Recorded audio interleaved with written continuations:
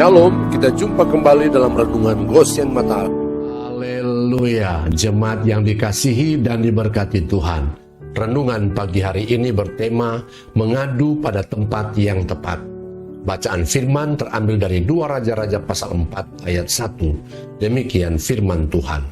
Salah seorang dari istri-istri para nabi mengadukan halnya kepada Elisa sambil berseru, "Hambamu suamiku sudah mati, dan engkau ini tahu bahwa hambamu itu takut akan Tuhan.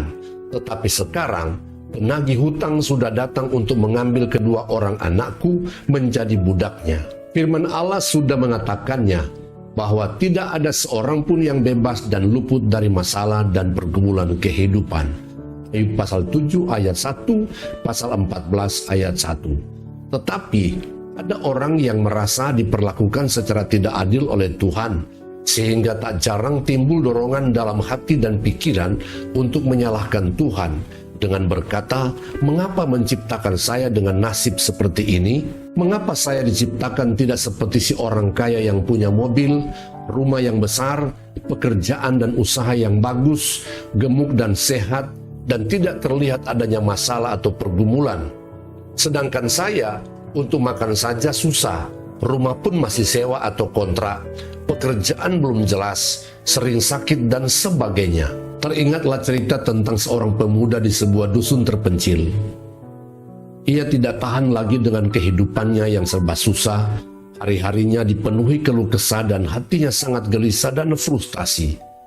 Bertanyalah ia kepada ayahnya, "Kepada siapa lagi aku harus mengadukan kesusahan hidupku ini?" "Kepada Allah, nak," jawab ayahnya dengan sangat ramah dan bijak.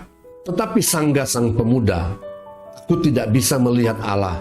Bagaimana aku harus mengadu kepada yang tidak bisa kulihat? Aku butuh seseorang yang bisa mengerti semua kesulitan hidupku ini."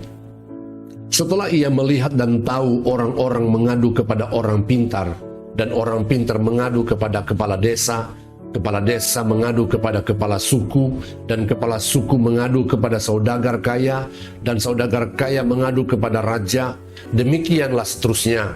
Maka ia pun menyadari, apabila hanya mengadu kepada manusia, maka akan kecewa, karena selain pamrih, semua tidak luput dari masalah dan pergumulan.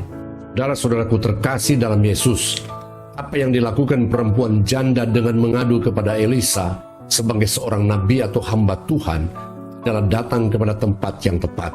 Ia tidak berusaha dengan kekuatannya sendiri.